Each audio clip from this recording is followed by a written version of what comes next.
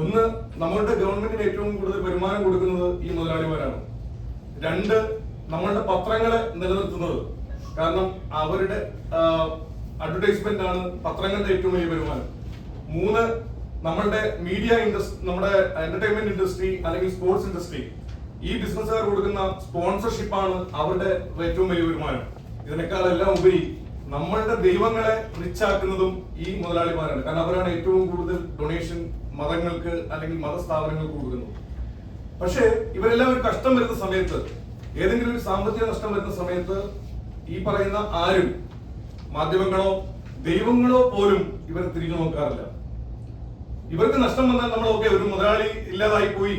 അതിനപ്പുറത്തേക്ക് നമ്മൾ മനസ്സിലാക്കേണ്ടത്, ഒരു മുതലാളി ഇല്ലാതാകുമ്പോൾ അല്ലെങ്കിൽ ഒരു ബിസിനസ് നഷ്ടം നേരിടുമ്പോൾ ആ ബിസിനസ്സിൽ പങ്കാളികളായിരിക്കുന്ന അതിലെ എംപ്ലോയീസ്, അവരുടെ കുടുംബങ്ങൾ, ഈ ബിസിനസ്സുമായിട്ട് അനുബന്ധമായിട്ട് നിൽക്കുന്ന വേറെ ബിസിനസ്സുകാർ, ആ ലൊക്കാലിറ്റിയിലുള്ള, ചിലപ്പോൾ അതൊരു ക്യാൻറ്റീൻ ആയിരിക്കാം, ചെറിയൊരു തട്ടുകടയായിരിക്കാം, ഇവരെല്ലാം ആ ബിസിനസിനെ കൊണ്ട് ജീവിക്കുന്നവരാണ്. ഇവർക്കെല്ലാം നഷ്ടം നേരിടുകയാണ്. എങ്ങനെയാണ് ഇവരെ നമുക്ക് സഹായിക്കാൻ കഴിയുക? നമ്മൾ പലപ്പോഴും ബ്ലഡ് മണിക്ക് വേണ്ടിയൊക്കെ ക്രൗഡ് ഫണ്ടിങ് ഒക്കെ നമ്മൾ നടത്തുന്ന കണ്ടിട്ടുണ്ടാവും. അങ്ങനെ ഒരു സഹതാപമല്ല യഥാർത്ഥത്തിൽ ബിസിനസ്സുകാർക്ക് വേണ്ടത്.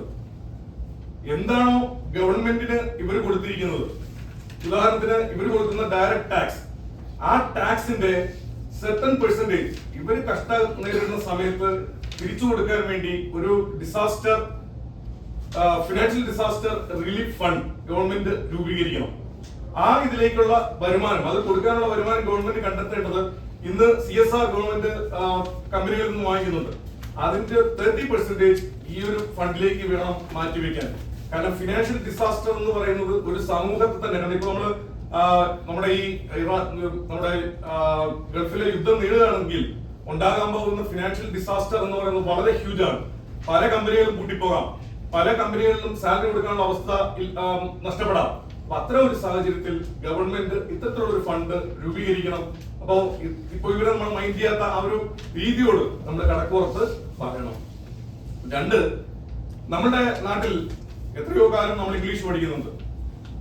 എനിക്ക് തോന്നുന്നു ഇംഗ്ലീഷുകാരെക്കാൾ കൂടുതൽ ഇംഗ്ലീഷ് പഠിക്കുന്ന ആളുകളാണ് നമ്മൾ മലയാളികൾ. പക്ഷെ എന്നിട്ടും എന്തുകൊണ്ട് മലയാളികൾ ഇംഗ്ലീഷ് സംസാരിക്കുന്നതിൽ പരാജയപ്പെടുന്നു? അതിനുള്ള ഏറ്റവും പ്രധാനപ്പെട്ട കാരണങ്ങളിൽ ഒന്ന്, നമ്മൾ നമ്മുടെ മാതൃഭാഷ പഠിക്കുന്നത് പോലെ അല്ല നമ്മൾ ഇംഗ്ലീഷ് പഠിക്കുന്നത്. അല്ലെങ്കിൽ നമ്മൾ വേറൊരു നാട്ടിൽ ചെല്ലുമ്പോൾ അവിടുത്തെ ഭാഷ പഠിക്കുന്നത് പോലെ അല്ല നമ്മൾ ഇംഗ്ലീഷ് പഠിക്കുന്നത്.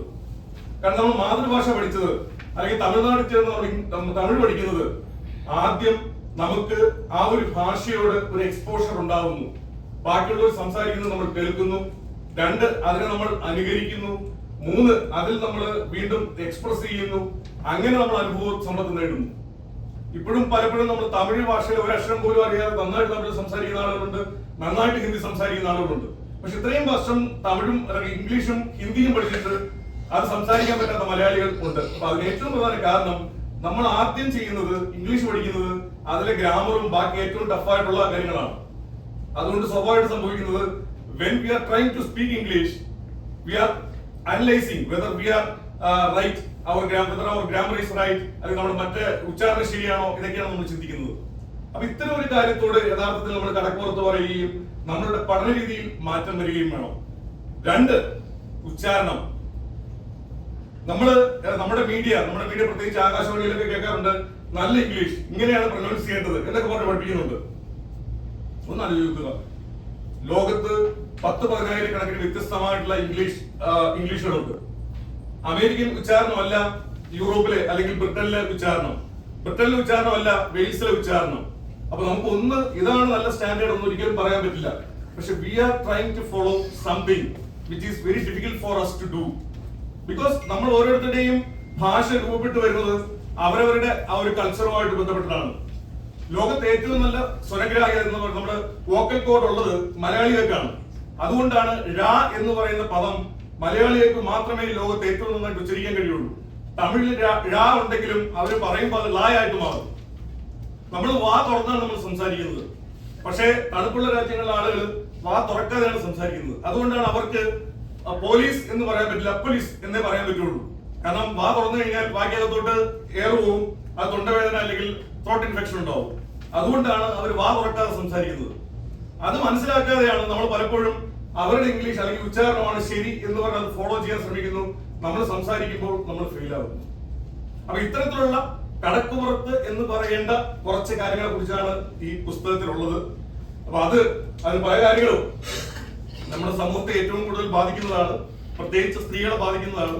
നമ്മുടെ ബസ് സ്റ്റാൻഡുകൾ, തിരുവനന്തപുരം തൊട്ട് കാസർഗോഡുള്ള ബസ് സ്റ്റാൻഡ് എടുക്കുക, ഏത് ബസ് സ്റ്റാൻഡിൽ വളരെ കുറച്ച് ബസ് സ്റ്റാൻഡുകളിൽ മാത്രമേ സ്ത്രീകൾക്ക് ധൈര്യത്തോടെ മൂത്രമൊഴിക്കാൻ രാവിലെ പോലും പോകാനുള്ള സംവിധാനമുള്ളൂ.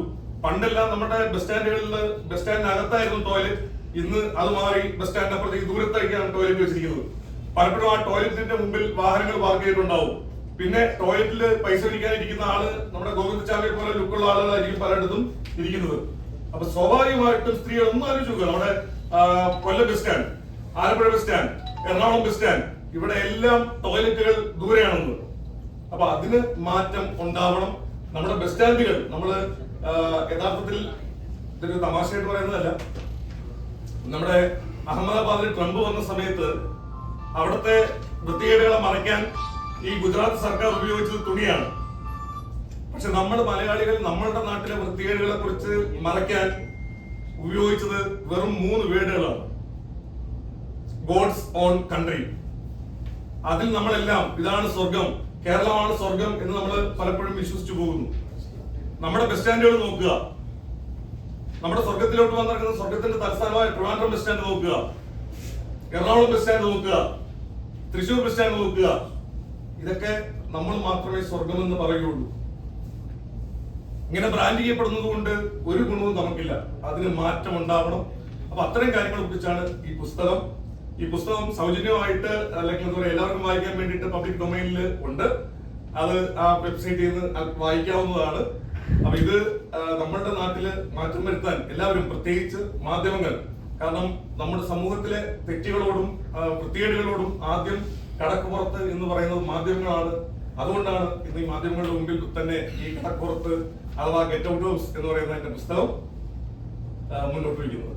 Thank you.